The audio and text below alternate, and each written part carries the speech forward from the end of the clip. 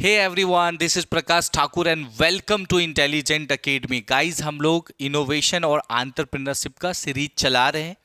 ये उसमें next lecture होने वाला है और इससे पहले अभी हम लोग फंक्शंस पढ़ रहे हैं एंटरप्रेन्योर के, उसी को आगे बढ़ाएंगे और बहुत सारे नए टॉपिक्स में करवाऊंगा। बस आप सबसे रिक्वेस्ट है कि आप लोग फोकस करके डेली मेरे सेशंस को अटेंड कीजिए और अपना जो इनोवेशन एंड एंटरप्रेन्योरशिप का टॉपिक है अच्छे से कवर कीजिए। अभी मैं सारे थियरी पोर्शन कवर कर रहा हूँ। एंड में यानी कि कुछ लेक्चर्स होने के बाद, थियरी पोर्शन कंप्लीट होने के बाद मैं बहुत सारा प्रैक्टिस क्वेश्चन कराऊंगा, प्रीवियस ईयर के क्वेश्चंस कराऊंगा, सारे ऑब्जेक्टिव करवाऊंगा, जिससे कि उस टाइम आपको ये जो मैं सेशंस करा रहा हूँ ना बहुत यूजफुल होगा। आपको लगेगा कि मेरे को सारे थियरी क्लियर है, इसलिए बहुत आसानी से आप कर पाओगे। ऐसे भी इनोवेशन एंटरप्रेन्योरशिप में बहुत सारे क्वेश्चन जो होते हैं कॉमन सेंस के ऊपर होता है और कॉमन सेंस डेवलप्ड आपका तब होगा जब आप सारे सेशंस के कॉन्सेप्ट को अच्छे से समझोगे। तो चलिए बिना देर किए आज का सेशन शुरू कर लेते हैं हम लोग।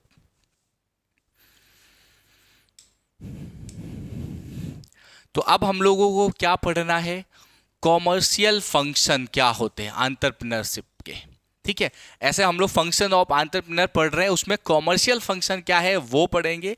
कॉमर्शियल फंक्शंस के अंदर सब कैटेगरी है, ये फर्स्ट सब कैटेगरी है,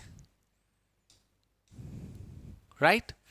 तो चलिए शुरू कर लेते हैं। It is the creation of goods and service.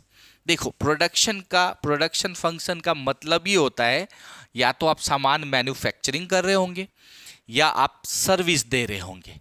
तो इसलिए क्या लिखा है, ये क्या है, गुड्स एंड सर्विस होता है। क्या, क्रिएशन, या तो सामान मैन्युफैक्चरिंग करना, बनाएंगे, या आप कोई सर्विस देंगे, तो दोनों क्या हो रहा है, क्रिएशन हो रहा है।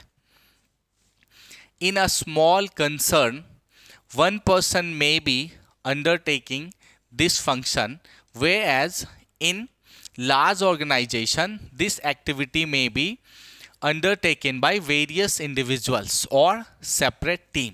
देखो, छोटे लेवल पे एक जन चीजों को हैंडल कर लेते हैं, लेकिन जब आप बड़े लेवल पे जाओगे तो अलग अलग ग्रुप में होंगे लोग, अलग अलग डिपार्टमेंट होंगे, ये डिपार्ट वो डिपार्ट, सारा चीज़ें होगा और एक बड़ी टीम की जरूरत पड़ने वाला है हमें ये प्रोसेस को संभालने के लिए, प्रोडक्शन फंक्शंस को संभालने के लिए।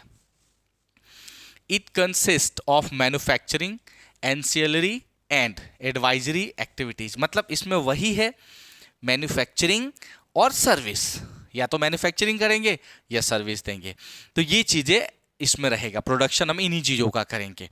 तो होल थिंग है, प्रोडक्शन फंक्शंस का मतलब है कि हमें वो हर एक चीज को ध्यान रखना, जैसे कि कैसे प्रोडक्शन कर सकते हैं उसके रिलेटेड सारी चीजों को।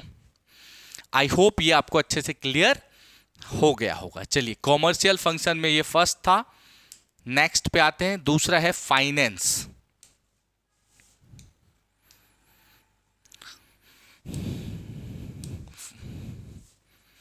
The need for money is continuous.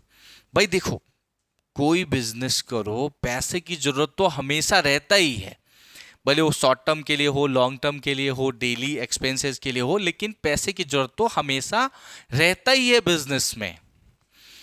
देखो, it starts with setting up of an enterprise and remain at all time.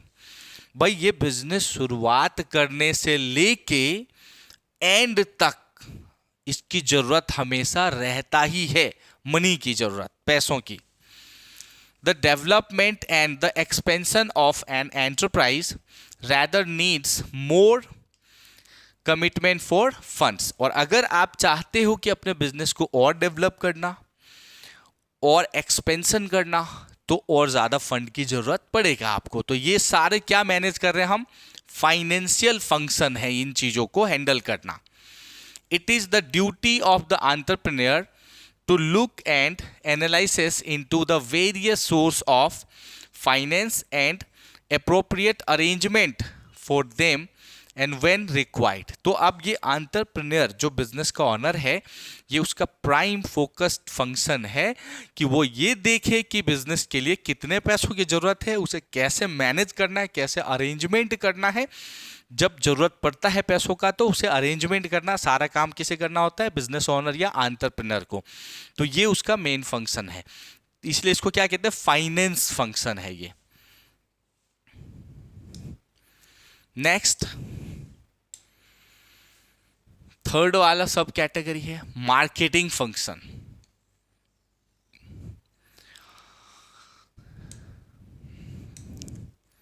Marketing plays a significant role in promoting the well-being of the business enterprise। देखो marketing जो है ना ये बड़ा important होता है।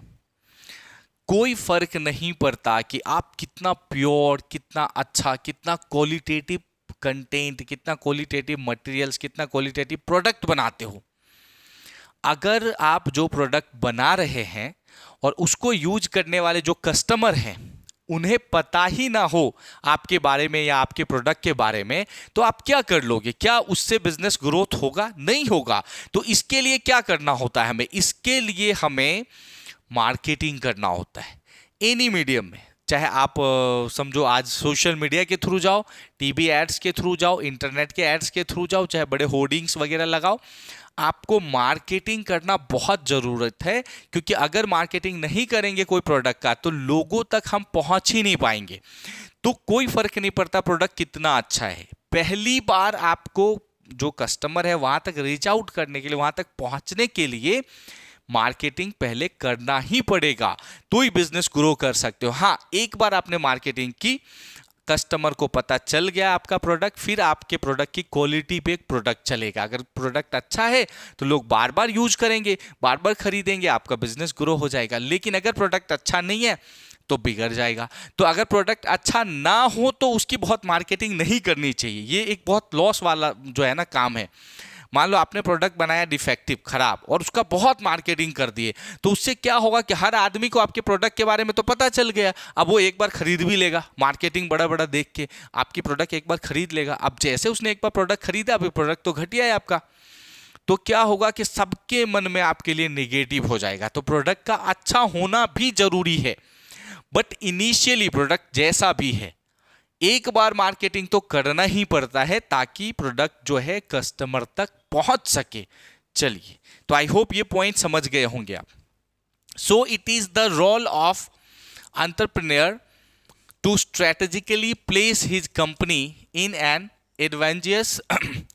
Advantageous position to secure the top position in the market. तो ये कंपनी के एंटरप्रेन्योर जो बिजनेस ओनर है, ये उसका काम है कि कम से कम वो एक बार मार्केटिंग करके ऐसा करे कि कस्टमर तक हमारे प्रोडक्ट की इंफॉर्मेशन पहुंचा दे। अगर वो ऐसा करेगा, मार्केट में आपके जो प्रोडक्ट है उसके लिए कस्टमर को इंफॉर्मेशन मिलता रहेगा, उन्हें पता चलता रहेगा कि हाँ ये ऐसा भी एक प्रोडक्ट आता है, तो आपका बिजनेस ग्रो होगा। नेक्स्ट पॉइंट पे आ जाते हैं।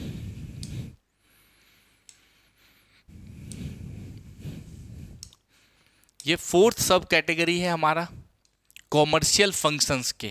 जो एंटरप्रेन्योर है उनके कॉमर्शियल फंक्शंस के ये फोर्थ सब कैटेगरी है। This function is concerned with employment, development and compensation for the personal. देखो, पर्सनल डिपार्टमेंट का काम होता है मतलब मैन पावर, उससे रिलेटेड चीज़ों को हैंडल करना। मैन पावर यानी कि जो भी इंसान है, ह्यूमन कैपिटल जिसको कहोगे आप, उसके रिलेटेड सारी चीज़ों को ध्यान रखना। अब यहाँ कॉमर्शियल में पर्सनल है। पर्सनल मतलब आप ये नहीं समझ लेना हर बार की रिक्रूटमेंट करना, लोगों को जॉब पे रखना। जिन्हें जॉब पे रखे हो उसे प्रॉपर कंपनसेशन मिल रहा है कि नहीं मिल रहा है, टाइम से उन्हें सैलरी देना, टाइम से सारा काम करना, उनका जो भी बन रहा है वो टाइम से दो। तो उससे क्या होगा कि वो खुश रहेंगे, मोटिवेटेड रहेंगे। अगर आप टाइम से उन्हें इनकम मिलेगा तो मोटिवेटेड रहेंगे। अगर आप वो बहुत लेट करोगे तो वहाँ क्वेरी रहेगा। उसके बाद क्या है, देखो आगे कंपनसेशन वगैरह सारे हैं।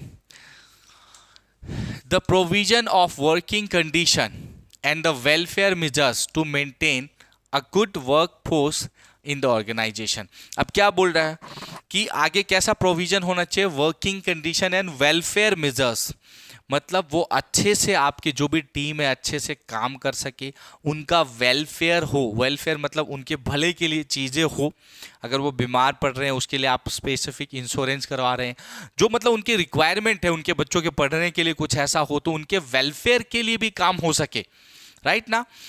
तो लोग डेडिकेटेड फोकस करके काम करते हैं। अभी अमेरिका वगैरह में बहुत सारे बहुत बड़ी बड़ी कंपनियां ऐसा रखा है कि भाई आप अपने बच्चों को भी ला सकते हैं कंपनी, बच्चों के खेलने के लिए उन्होंने अलग से सेगमेंट बना दिया है। वहाँ जो लेडी है खास करके, उनका अगर कोई छोटा बच्चा है तो बच्चे को उस जगह रख देते हैं, वहाँ बच्चों को खिलाने के लिए अलग से स्टाफ रखे गए हैं जो बच्चों के साथ खेलेंगे, उनको एंटरटेन करेंगे, और उनकी जो मदर है वो कंपनी में हायर लेवल पे जॉब कर रही हैं। तो ऐसा बहुत सारे जो हमारे एम्प्लॉय होते हैं उनके वेलफेयर के लिए भी हम लोग काम करते हैं, तो ये भी इंपॉर्टेंट कॉन्सेप्ट होता है। तो ये कौन से में आता है, ये पर्सनल फंक्शन में आता है, ये हमें समझना है। यहाँ रिक्रूटमेंट नहीं है, यहाँ जो लोग हैं हमारी जो टीम है उन्हें कैसे खुश रख सकते हैं उससे रिलेटेड कंसर्न है। तो आई होप कि ये बात भी आपको क्लियर हो गया होगा। नेक्स्ट है फिफ्थ,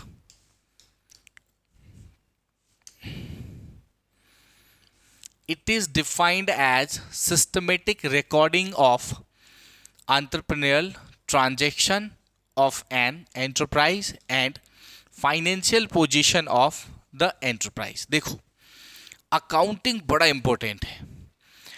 आप जो भी बिजनेस करते हैं उसका प्रॉपर, उसके सारे ट्रांजैक्शंस का रिकॉर्ड रखना, प्रॉपर मैनर में रिकॉर्ड रखना, इससे क्या होता है कि बिजनेस के हेल्थ का हमें पता चलता है कि बिजनेस कितना ग्रो हो रहा है, कितना परसेंट प्रॉफिट बढ़ रहा है या कोई लॉस हो रहा है, कोई ऐसा बीच में कोई मिड में कोई ऐसी एक्सपेंसेस आ रहे हैं जिसकी वजह से प्रॉब्लम हो रहा है। तो अगर आपके सारे ट्रांजैक्शन रिकॉर्डेड होंगे तो आप सारा हिसाब, सारा डेटा रिपोर्ट अपना देख सकते हैं। जो एंटरप्रेन्योर है, बिजनेस ओनर, वो अपना रिपोर्ट देख सकते हैं, और उसमें अगर उन्हें कुछ कमी लग रहा है कि कोई क्वेरी आ रहा है, कोई प्रॉब्लम आ रहा है, कोई पर्टिकुलर एक्सपेंस बार बार हो रहा है जिससे कंपनी को लॉस होने की पॉसिबिलिटीज है, तो वो उसे ठीक कर सकते हैं। इसलिए हमेशा ट्रांजैक्शंस का रिकॉर्ड होना जरूरी है, और हमें टाइम टू टाइम वो चेक भी करना चाहिए। ऐसा नहीं कि बस हम काम किए जा रहे हैं, पैसे आ रहे हैं रख दो। पैसे कितने आए, कितना जो है हमारा रॉ मटेरियल का कॉस्ट आ रहा है, कितना नेट प्रॉफिट हो रहा है, सेल्स कितने का हो रहा है, सेल बढ़ रहा है कि नहीं बढ़ रहा है, कितने परसेंटेज से सेल बढ़ रहा है या कम हो रहा है, हर एक चीज को ध्यान रखोगे। फाइनेंशियल स्टेटमेंट जब ऑनर चेक करता है तो उसे पता चलता है अपने बिजनेस के हेल्थ के बारे में, और जब उसे पता चलेगा तभी तो प्रॉब्लम्स को सॉल्व करेगा। अगर कोई चेक ही ना करे तो क्या होगा। तो हमेशा एक एंटरप्रेन्योर को चेक करते रहना चाहिए उनके बिजनेस के ट्रांजैक्शन, यानी कि अकाउंटिंग चीजें, वही दिया है यहां पे। The entrepreneur should look into the record keeping of the entries of all transaction which takes place in the organization so that he see aware of his her financial position, वही लिखा हुआ है। तो जो ऑनर है वो हर चीज पे ध्यान रखे, चेक करते रहना चाहिए, जिससे उसे उनके बिजनेस का हेल्थ पता चलेगा कि बिजनेस आगे जा रहा है, पीछे हो रहा है, कोई प्रॉब्लम तो नहीं आ रहा है, क्या हो रहा है, उसको कैसे सोल्व करेंगे। ये सारे क्वेश्चंस का आंसर मिलेगा प्रॉपर अकाउंटिंग होने से। तो ये अकाउंटिंग फंक्शन होता है कॉमर्शियल फंक्शन में एक एंटरप्रेन्योर का। अब सारे फंक्शंस कंप्लीट हो गए, सारे फंक्शंस कंप्लीट हो गए। अब हमें क्या पढ़ना है, need for entrepreneurship for economic development. कोई भी कंट्री के डेवलपमेंट के लिए एंटरप्रेन्योरशिप यानी कि बिजनेस एक तरह से कितना जरूरी है, अब ये टॉपिक को पढ़ेंगे हम लोग। देखो ये हम सब जानते हैं कि बहुत इंपॉर्टेंट है, बिजनेस से ही ग्रोथ होता है, पर स्टेप वाइज, सेगमेंट वाइज अभी मैं आपको सारी चीजें बताऊंगा एक एक करके, ठीक है। चलिए हम लोग समझते हैं। तो पहला जो हमारा है पॉइंट कि भाई बिजनेस कितना जरूरी है इकोनॉमिक डेवलपमेंट के लिए, उसमें पहला पॉइंट है कि लाइफ लाइन ऑफ नेशन। जो बिजनेस है, एंटरप्रेन्योरशिप है ना, वो देश का क्या होता है, लाइफ लाइन होता है। जैसे इंसान के लिए सांस लेना है, ऐसे कंट्री को ग्रो कराने के लिए बिजनेस होता है लाइफ लाइन, ठीक है। कैसे होता है अच्छे से समझते, देखो, no country can progress without the development of entrepreneurship. भाई कोई कंपनी बिना बिजनेस किए, बिना बिजनेस को एक्सपेंड किए, बढ़ाए आगे नहीं बढ़ सकता। दुनिया की सबसे अमीर कंट्री आज भी अमेरिका है और वो बिजनेस के दम पे आगे बढ़ा है, वो कैपिटलिस्टिक इकोनॉमी है, राइट ना। तो भाई बिजनेस ग्रो होना बहुत जरूरी है। Every country is trying to promote its trade so that it is able to share the benefits of development. तो हर एक कंट्री क्या चाहता है, अपने ट्रेड को, व्यापार को, बिजनेस को प्रमोट करना, बढ़ाना, ताकि उस बिजनेस से जो प्रॉफिट आएगा, रेवेन्यू आएगा, उसका जो पैसे आएंगे, उससे डेवलपमेंट किया जा सके। Therefore, entrepreneurship is the yardstick to measure the level of development of a country. तो यही समझ सकते हो कि बहुत इंपॉर्टेंट है बिजनेस इकोनॉमी के डेवलपमेंट करने के लिए। तो ये पहला पॉइंट क्या, लाइफ लाइन ऑफ नेशन, यानी कि एंटरप्रेन्योरशिप क्या है बिजनेस डेवलपमेंट के लिए, लाइफ लाइन ऑफ नेशन है। ठीक है, चलिए नेक्स्ट पे, इसके ऊपर भी क्वेश्चन आया था, आगे भी ऑब्जेक्टिव भी करवाऊंगा। सेकेंड है प्रोवाइड्स इनोवेशन। देखो, entrepreneurship provides new ideas, imagination and vision to the enterprise, and entrepreneur is an innovator as he tries to find a new technology, products and market। अब देखो, बिजनेस करने वाले जो होते हैं, जो इनोवेटर होते हैं, जो क्या करते हैं, इनोवेशन करते हैं, कुछ नया ढूंढते हैं, कुछ नया आइडिया लाते हैं, उससे इकोनॉमी को भी तो आइडिया आता है ना। मान लो कि एलन मस्क ने भाई रॉकेट साइंस में कोई ऐसा स्पेसिफिक काम कर दिया, तो उससे पूरे वर्ल्ड को एडवांटेज मिला कि हाँ ऐसा भी किया जा सकता है। मान लो कि इंटरनेट आया, तो भाई पहले ऑनलाइन शॉपिंग का कॉन्सेप्ट लाया गया, तो पूरे वर्ल्ड को पता चला। तो भाई कुछ नया जो प्रोवाइड इनोवेशन, जो एंटरप्रेन्योर होते हैं, बिजनेस वाले, वो क्या करते हैं, नया आइडिया लाते हैं, नई इमेजिनेशन करते हैं, नया विजन होता है उनके पास, तो उनके विजन से पूरे कंट्री को हेल्प मिलता है, लोगों के अंदर एक नई थॉट प्रोसेस डेवलप्ड हो जाता है। तो ये भी हमारे इकोनॉमी के लिए बड़ा इंपॉर्टेंट है, और ये जितना ग्रो होगा तो फंड में, फाइनेंस में पैसे तो मिलेंगे ही कंट्री को, टैक्सेस मिलेगा कंट्री को, अगर कोई बिजनेस बढ़िया होगा तो यही दे रखा है। ही increases the productivity of various resource. The entrepreneur stand at the center of whole process of economic development। सही है, इकोनॉमिक डेवलपमेंट के मेन जो पिलर बोलोगे, मेन बेस है, सेंटर में कौन, एंटरप्रेन्योर है। और एंटरप्रेन्योर होगा तो इनोवेशन करेगा, इनोवेशन करेगा, नए आइडिया जनरेट करेगा, नया बिजनेस स्केल अप करेगा, बड़ा बिजनेस बनाएगा, तो ऑब्वियसली इकोनॉमी डेवलप्ड होगा, इकोनॉमी को टैक्स मिलेंगे, रेवेन्यू होगा, लोगों को नौकरी मिलेगा, बहुत सारे प्रॉफिट एडवांटेज है इसके। तो एक एक करके सब पढ़ेंगे। देखो, आई होप आपको ये वाला क्लियर हो गया होगा। अगर कोई क्वेरी आप लोगों को हो रहा हो तो कमेंट करके जरूर बताएं। बाकी अगर आपको सेशन अच्छा लगता है तो आपसे रिक्वेस्ट यही है, एक बार लाइक वगैरह कर दीजिए और लोगों को जोड़िए, अपने फ्रेंड्स को शेयर कर दीजिए। और अगर आप बहुत सिंसियर है सीमेट एग्जाम को लेके, तो मेरा रिक्वेस्ट है आपसे कि मेरा पेड बैच जो है वो आप इंटेलिजेंट एकेडमी ऐप डाउनलोड करके ज्वाइन कर सकते हैं। अभी जो है ना, बहुत जोरदार डिस्काउंट ऑफर चल रहा है, कुछ दिनों के बाद ये खत्म हो जाएगा। तो अगर डिस्काउंट ऑफर में लेना है तो आप सेशंस जो है पेड वाला ज्वाइन कर सकते हैं। चलिए आगे बढ़ेंगे हम लोग। नेक्स्ट, ये थर्ड पॉइंट हम लोग डिस्कस कर रहे हैं, चेंज ऑफ ग्रोथ और इंक्लूसिव ग्रोथ। अब देखो यहां, an enterprise operates in a changing environment but also alters the environment itself to ensure the success of the enterprise। देखो, बिजनेस जो हम लोग करते हैं, कोई भी बिजनेस करता है तो कोई फिक्स्ड सिचुएशन नहीं होता कभी भी बिजनेस में, हमेशा चेंजिंग आते रहते हैं, कभी ना कभी, मतलब कुछ भी नया आता ही रहता है, कुछ ना कुछ ऑब्स्टेकल प्रॉब्लम्स क्रिएट होते रहते हैं। तो उसे प्रॉपरली हैंडल कर लेना, मैनेज कर लेना, यहाँ यही बता रहा है, operates in changing environment but also altars the environment itself. अब जो एंटरप्रेन्योर होते हैं ना, वो हर मुसीबत को खुद पे झेल के जो बिजनेस है उसको बढ़ा लेता है, ग्रो कर लेता है। तो ये यही बता रहा है कि चेंज और इंक्लूसिव ग्रोथ, मतलब यहां ग्रोथ मतलब प्रॉफिट की ग्रोथ की खाली बात नहीं कर रहा, कितना भी प्रॉब्लम वाला सिचुएशन हो, पर वो क्या करता है, हर एक प्रॉब्लम को हैंडल करके, टैकल करके क्या कर लेता है, अपने बिजनेस को ठीक कर लेता है। कई बार तो सिचुएशंस को बहुत हद तक बदल ही देता है वो, ताकि बिजनेस पे उसका इंपैक्ट ना पड़े।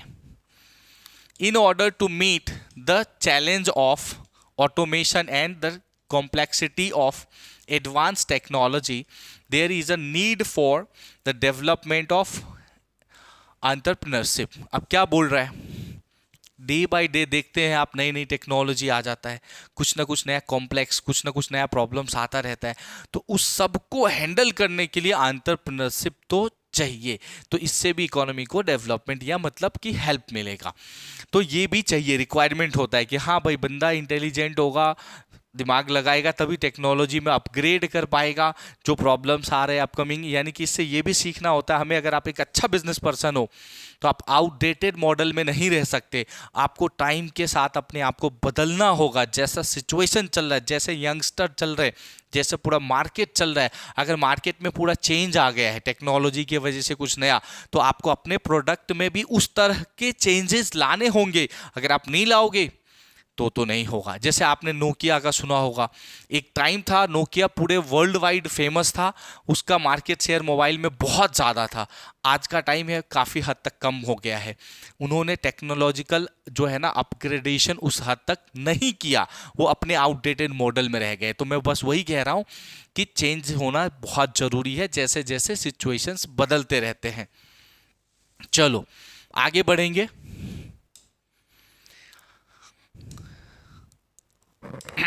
अगला है 4th point, increase profit. Profit can be increased in any enterprise इधर बाय इंक्रीजिंग सेल्स रेवेन्यू और रिड्यूसिंग कॉस्ट। अब देखो, जो यहां क्या बोल रहा है कि मतलब इकोनॉमिक डेवलपमेंट में इसका ये भी बड़ा इंपॉर्टेंट रोल है, प्रॉफिट बढ़ाना, इंक्रीज प्रॉफिट। भाई प्रॉफिट बढ़ेगा तो इकोनॉमी को भी तो हेल्प मिलेगा ना उससे, राइट ना।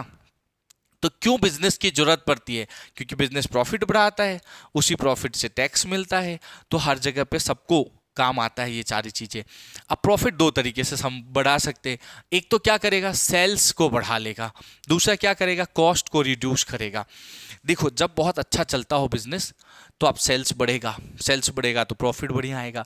कभी कभी सेल्स नहीं भी बढ़ता है, आप बहुत मेहनत कर लो तो भी नहीं होता है। तो ऐसे सिचुएशन में देखो यहां है, to increase the sales revenue is beyond the control of enterprise. तो भाई सेल्स को बढ़ा पाना, हर चीज अपने कंट्रोल में नहीं है, हम सारे काम करने के बाद भी सेल्स नहीं होता, तो उस टाइम में क्या करते हैं, कॉस्ट कटिंग कर लेते हैं, अपने खर्चे को कम कर लेते हैं। मान लो आप पहले 100 रुपए का प्रॉफिट होता था, इस बार 50 रुपीज प्रॉफिट ही हुआ, 50 रुपीज का, तो क्या करेंगे, हमारा जो कॉस्ट भी मान लो 100 रुपीज हो रहा था, उसको थोड़ा और कम 50 कर देंगे, तो हमें अल्टीमेटली प्रॉफिट तो 100 रुपीज का हो ही जाएगा।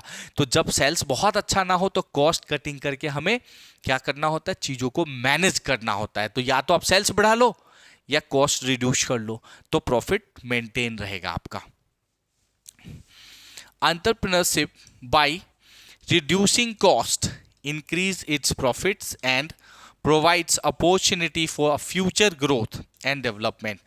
तो अगर आप कॉस्ट कटिंग कर सको, सेल्स बढ़ा सको, तो फ्यूचर के लिए बेस्ट होता है। इनफैक्टली जब कॉस्ट कटिंग करते हैं हम, तो हमारा क्या होता है कि हम इस बात को समझ जाते हैं कि आगे अगर अगले 5-10 साल कम भी ग्रो हो सेल में, तो हम कॉस्ट कटिंग के हेल्प के थ्रू बिजनेस को सर्वाइवल करा सकते हैं। हमेशा एक जैसा टाइम नहीं होता, मैंने बोला ना टाइम कभी फिक्स नहीं होता, आज है कल कितना बदल जाए। आज कौन बड़ा आदमी है, कल कौन छोटा हो जाए, कल छोटे से कौन बड़ा हो जाए ना, कोई नहीं जानता इस बात को। तो यहां सिचुएशन इसी तरह से है कि चलो आप कॉस्ट कटिंग करके बस चला रहे हो, थोड़ा सा प्रॉफिट हो रहा है और आप हैंडल कर पा रहे हो बिजनेस को, तो एक टाइम आएगा जब बहुत प्रॉफिट होगा, बहुत सेल्स हो जाएंगे, तो वहां अपने आप ग्रो कर लोगे। बस अपने आप को सर्वाइवल करने के लिए कॉस्ट कटिंग एक बहुत इंपॉर्टेंट रोल करता है। चलो आगे बढ़ेंगे।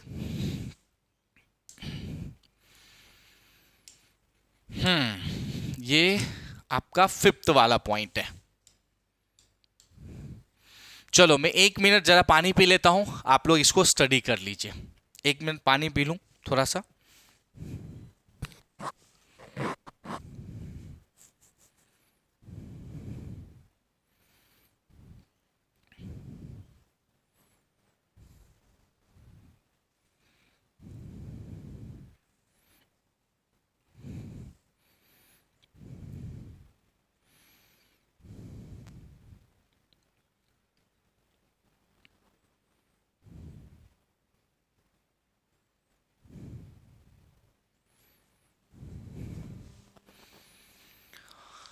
चलिए आगे बढ़ते हैं।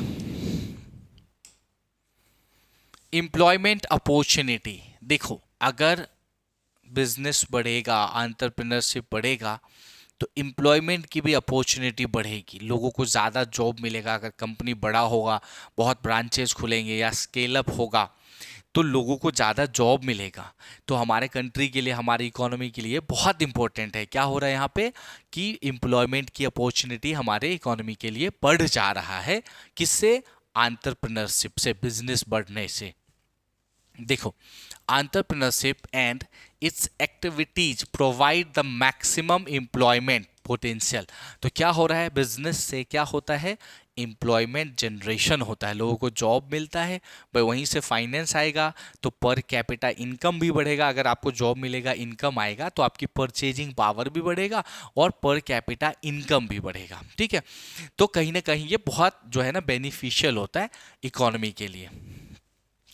large number of persons are employed in the entrepreneurial activity in the country। भाई हमारे देश में बहुत लार्ज, बड़े स्केल पे लोग क्या कर रहे हैं, एंटरप्रेन्योरियल एक्टिविटीज में जुड़े हुए हैं। कोई किसी के स्टार्टअप में काम कर रहा है, तो कोई खुद के स्टार्टअप पे काम कर रहा है, कोई बिजनेस पे काम कर रहा है, कोई वहां पे काम कर रहा है। तो ये सारे चीजें हो रहे हैं, right. The growth in these activities bring more and more employment opportunity.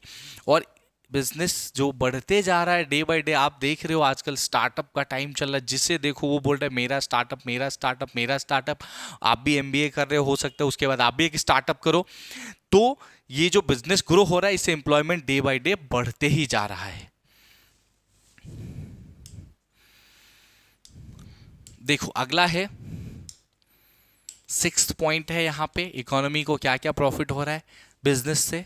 Social benefit. It is not only beneficial to the business enterprise but to the society at large. देखो बिजनेस से सिर्फ लोगों को, जो बिजनेस कर रहा है उसे ही नहीं प्रॉफिट मिलता है, लोग जो जॉब करते हैं उसे प्रॉफिट मिलता है, सोसाइटी को प्रॉफिट मिलता है, उस एरिया को डेवलपमेंट मिलता है, क्योंकि उस एरिया के बहुत सारे लोग जॉब करते हैं, सबका इनकम बढ़ जाता है। तो अगर आपके पास बहुत सारे इनकम है, तो आप वही तो खर्चा करोगे, तो किसी और को भी इनकम जनरेशन में वो हेल्प करता है। अब मैं एक और पॉइंट समझाता हूं। देखो हर एक कॉरपोरेट को क्या करना होता है, उन्हें CSR मतलब सोशल रिस्पॉन्सिबिलिटीज निभानी होती है। अब सोशल रिस्पॉन्सिबिलिटीज का मतलब क्या होता है कि हर कंपनी को अपने प्रॉफिट का एक सर्टेन परसेंट, जिस एरिया में वो फैक्ट्री या कंपनी है ना, उस एरिया में लोगों के वेलफेयर के लिए खर्च करने होते हैं। तो अगर मान लो कोई कंपनी बड़ी सी आपके एरिया में खुली है, तो वो क्या करेगी, उस एरिया में स्कूल खुलवाएगी, वो क्या करेगी, टेक्निकल जो समझो कि एक तरह से ट्रेनिंग वहाँ के पुअर जो भी गरीब या फिर यंगस्टर है उसको दिलाएगी। मतलब कुछ ना कुछ ऐसा होगा। पानी का प्रॉब्लम है तो वो उसका सॉल्यूशन करके देंगे वो लोग। तो एक सोशल वेलफेयर पे एक certain percent of profit her company को यूज करना पड़ता है। ये कंपनी, इंडस्ट्रीज, कॉर्पोरेट की पॉलिसी होता है। तो सिर्फ बिजनेस बढ़ने से लोगों का ही भला नहीं होता, जो वहां जॉब कर रहे हैं या जिसका बिजनेस है, उस पूरे सोसाइटी का, समाज का भला होता है, क्योंकि वो उसको एक प्रॉफिट का सर्टेन परसेंटेज मिलता है और उससे वहाँ के लोगों के लिए बहुत हेल्प होता है। तो ये चीज़ें हैं। It rises the standard of living by providing goods, quality product and service at the lowest possible cost.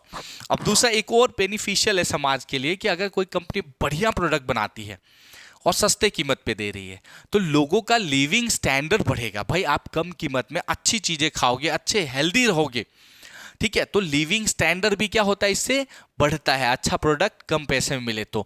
और जैसे मान लो कि आप जानते हो कि फार्मा का हब है इंडिया, तो हमारे कंट्री में इतनी सारी मेडिसिन दवाइयाँ बनती है, तो इससे क्या होता है कि ऐसा जरूरी नहीं कि सिर्फ कंपनी को ही प्रॉफिट हो, समाज के लिए भी है कि अगर आपको अर्जेंट में कोई मेडिसिन चाहिए तो मिल जाएगा, किसी का जान बच जाएगा। तो यहाँ बहुत लेवल पे सोसाइटी को भी प्रॉफिट होता है बिजनेस से, सिर्फ पैसे वाली बात नहीं होती, अलग तरीके से भी सोसाइटी को बेनिफिट होता है। It also makes the optimum use of scarce resources and promotes peace and prosperity in the society। अब ये क्या करता है, बहुत सारे ऐसी फैक्ट्री होती है जो क्या करते हैं कि स्कैर्स रिसोर्सेज, जो रिसोर्सेज कम है उसको है ना, मतलब बहुत ही मतलब कि समझो एक तरह से ऐसे सुटेबल तरीके से उसका यूटिलाइज करती है, यूज करती है ना, कि ज़्यादा उसका मैक्सिमम यूटिलाइजेशन हो सके। मतलब चीज़ें जो कम है उसे इस तरह से यूज करो कि उसका जितना ज़्यादा बेनिफिट्स ले सकते हैं उतना ले पाए। तो हर लेवल पे बिजनेस से सोसाइटी को कहीं ना कहीं एडवांटेज, प्रॉफिट तो होता ही है, नहीं होता है ऐसा बिल्कुल नहीं है।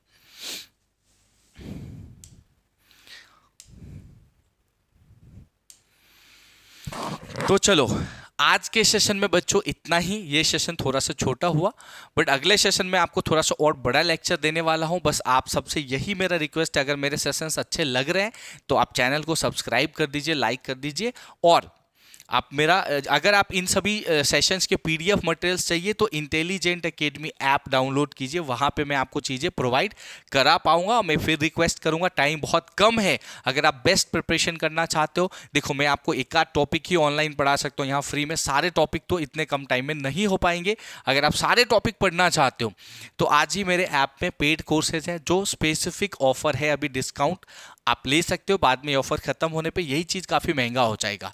तो मेरा यही रिक्वेस्ट है, अगर आप ज्वाइन करना है ज्वाइन कीजिए। तब तक के लिए आज के सेशन में इतना ही, अगले सेशन में फिर मिलता हूँ आपके साथ नए टॉपिक इसके अगला लेक्चर के साथ। तो थैंक यू सो मच।